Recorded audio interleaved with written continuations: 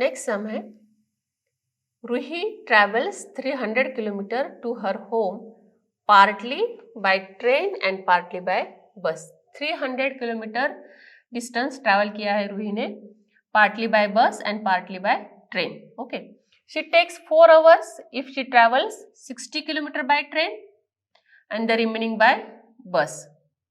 Okay, 4 घंटे लगते हैं उसको अगर वो ट्रेन से 60 किलोमीटर जाती है और बाकी का डिस्टेंस मतलब 300 minus 60 that will be 240 kilometre distance बस से जाती है और 60 किलोमीटर ट्रेन से जाती है तो उसको 4 hours लगते हैं। If she travels 100 kilometre by train and the remaining by bus मतलब 200 kilometre by bus. Okay, so that then she will take 10 minutes longer. मतलब पहले 4 घंटे लगते थे, 4 hours लगते थे, बाद में क्या लगेगा उसको 4 hours प्लस 10 minutes। 10 minutes उसको ज्यादा लगेंगे तो total time will be 4 hours plus 10 minutes। Find the speed of the train and the bus separately. हमें क्या करना है यहाँ पे, ट्रेन की और बस की स्पीड फाइंड आउट करनी है। तो जो भी चीज हमें फाइंड आउट करनी होती है we represent it in a terms of variables. Okay, speed of the train, so let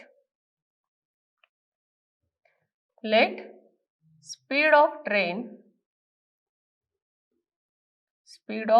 train that is equal to what, x kilometre per hour. Speed हमेशा kilometre per hour. And speed of bus is equal to y kilometre per hour. ठीक है, speed of train that is equal to x kilometre per hour and speed of bus that is equal to y kilometre per hour. Now Ruhi travel 60 kilometre by train.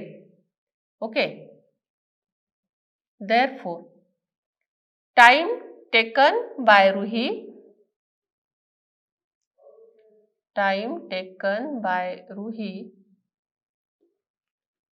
to travel 60 kilometer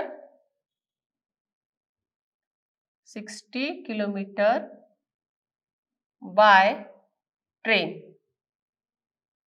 कितना आएगा ये? Now we know one formula, that is speed is equal to what, distance upon time. Okay, so time is equal to क्या आएगा, therefore t will be equal to what, time equal to what, distance upon speed, right? Time equal to distance upon speed. अब distance हमें पता है, distance कितना है, 60 kilometre distance है, सो 60 kilometre. And speed कितनी है, ट्रेन की speed that will be x kilometre per hour, so 60 by x। And ये है time taken, so that will be hours.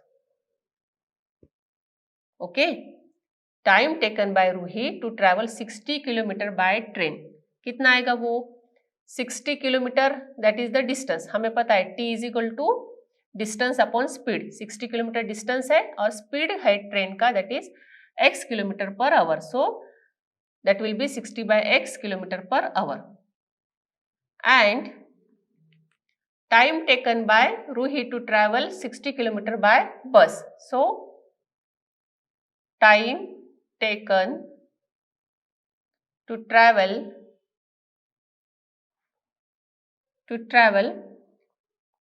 अब रिमेनिंग टाइम कितना हुआ, ये 60 किलोमीटर हुआ ट्रेन का, राइट? तो रिमेनिंग टाइम कितना बचा, दैट विल बी 240 क्योंकि 300 किलोमीटर है total, so 300 kilometre minus 60, so that will be 240 kilometre by bus. So and time taken to travel by bus वो कितना रहेगा, that is equal to 240 by y hours।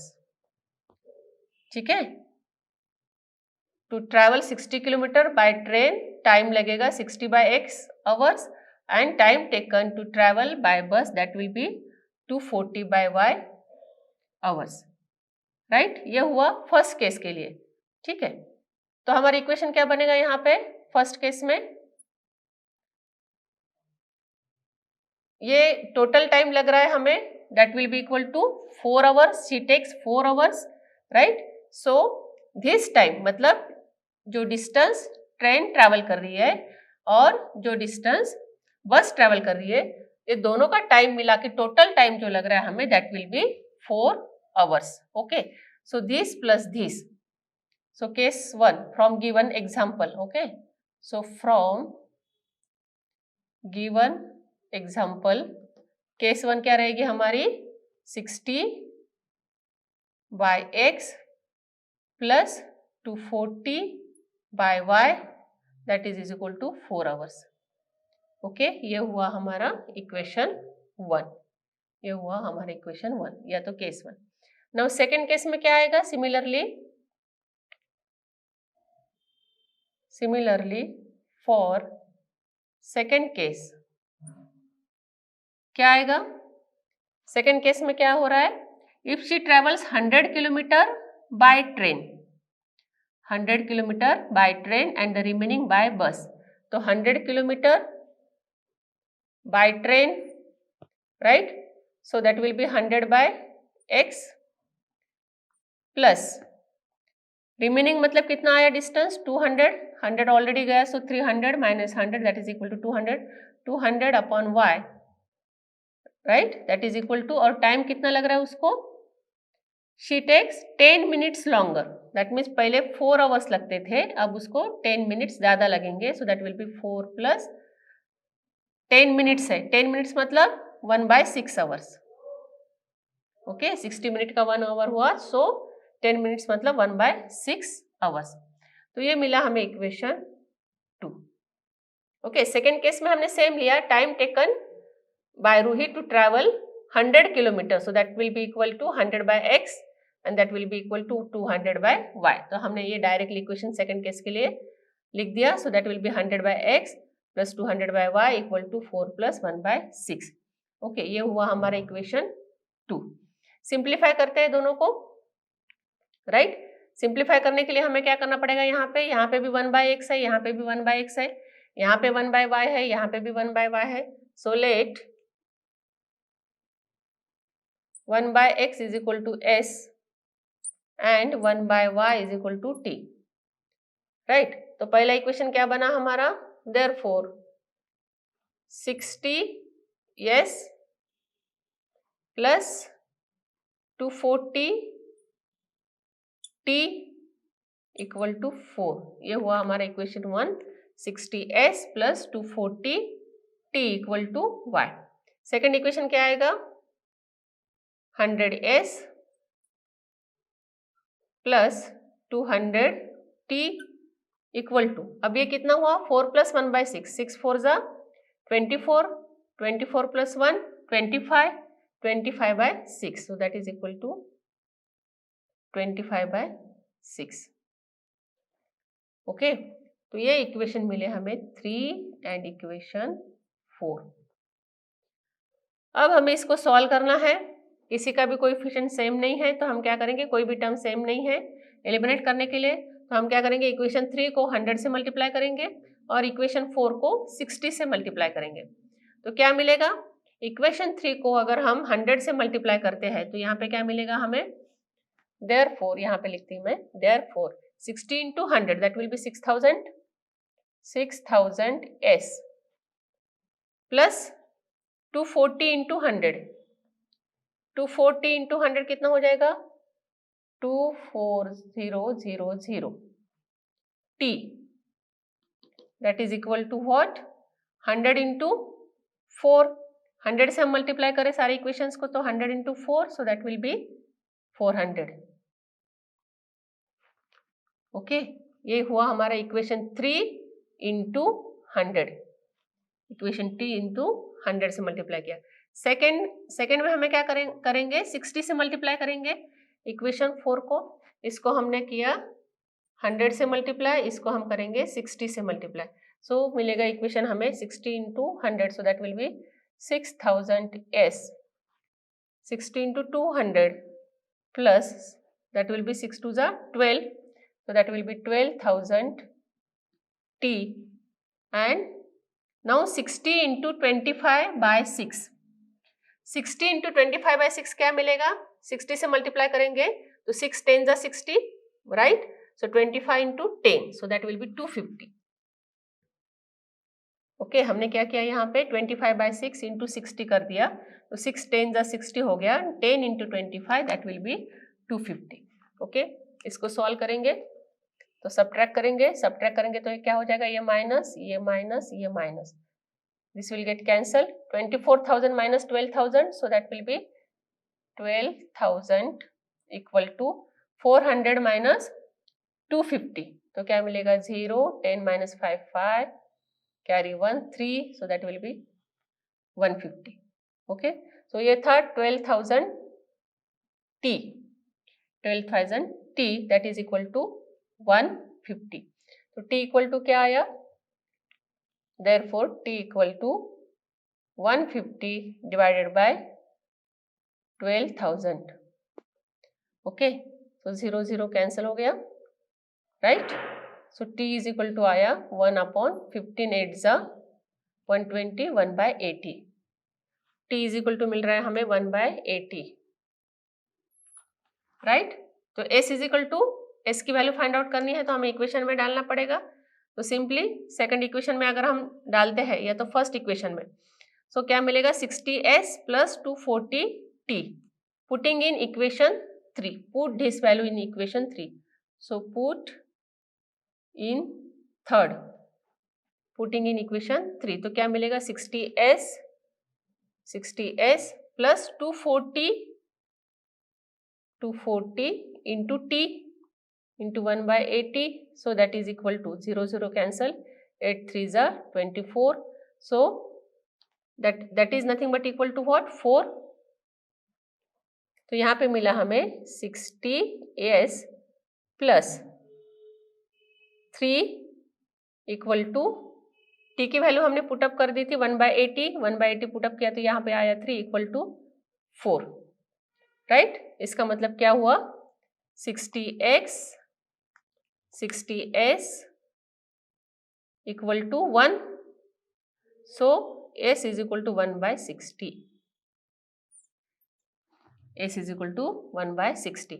Now t is equal to 1/80, right, but t क्या था हमारा 1/y, okay, और s आ रहा है 1/60, so 1/x is equal to 1/60 and 1/y is equal to 1/80, therefore हमें वैल्यूज क्या मिलेगी यहाँ पे, राइट, यहाँ पे देयरफॉर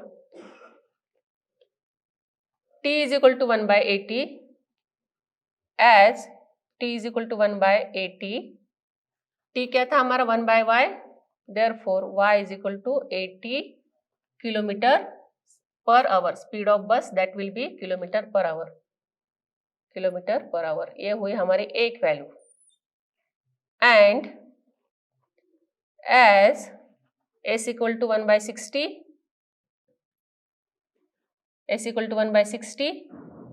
स्पीड क्या हुई हमारी बस की, that will be s equal to 1/60, तो ट्रेन की स्पीड हुई s equal to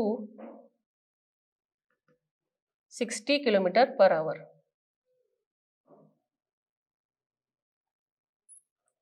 x equal to 60 kilometre per hour. यहाँ पे हम लिखते हैं स्पीड ऑफ ट्रेन थी x, so that is 60 kilometre per hour, and speed of bus it was y, so y equal to 80 kilometre per hour. कैसे किया हमने यहाँ पे, Ruhi travels 300 kilometer to her home partly by train and partly by bus. Okay, she takes 4 hours. Complete distance travel करने के लिए she takes 4 hours. 4 hours वो अगर लेती है, ठीक है, तो कैसे, she will travel 60 kilometer by train and remaining by bus, मतलब 240 kilometer by bus. तो हमने यहाँ पे क्या किया, जो फाइंड आउट करना था, speed of train is equal to x kilometre लिया, speed of bus is equal to y kilometre लिया। Now Ruhi time taken, Ruhi to travel 60 km by train, time is equal to what, distance upon speed, so distance था 60 km, speed कितनी है हमारी train की x, so that was 60 by x hours. Again time taken to travel by bus is equal to क्या आएगा फिर वो 240 by y hours. So first case में क्या रहेगा, टोटल टाइम लग रहा है 4 hours, so 60 by x plus 240 by y that is equal to 4. Similarly for second case it will be 100 by x plus 200 by y equal to 4 + 1/6, क्योंकि 10 minutes हमें यहाँ पे ज्यादा लग रहे हैं, हमने मिनट्स को क्या किया, आवर्स में कन्वर्ट कर लिया। So 10 minutes that is equal to 1/6 hour, so that will be 4 + 1/6। तो यहाँ पे हमने लिया let 1/x is equal to s and 1/y is equal to t। तो इक्वेशन मिला हमें पुटअप करने के बाद 60s + 240t equal to 4 and 100s + 200t equal to 25/6। अब हमें एलिमिनेशन मेथड से one of the term cancel करनी है, तो हमने क्या किया, इक्वेशन 3 को 100 से मल्टीप्लाई किया, इसके कोएफिशिएंट्स को, एंड इक्वेशन 4 को 60 से मल्टीप्लाई किया। तो हमें ये दो इक्वेशंस मिल गए, इसको सॉल्व कर लिया तो 12,000 t इक्वल टू 150 मिला, राइट। मतलब t इज इक्वल टू क्या आया, 1/80। t इज इक्वल टू 1/80 आया, हमने इक्वेशन 3 में ये वैल्यू पुटअप कर दी, तो हमें s इक्वल टू मिला that is equal to 1/60। Now s and t that are nothing but what, 1/x and 1/y। So t is equal to 1/80 है, तो y क्या हो जाएगा, 1/y, t is equal to 1/y था, so 1/y equal to 1/80, so y equal to 80 and x is equal to 60।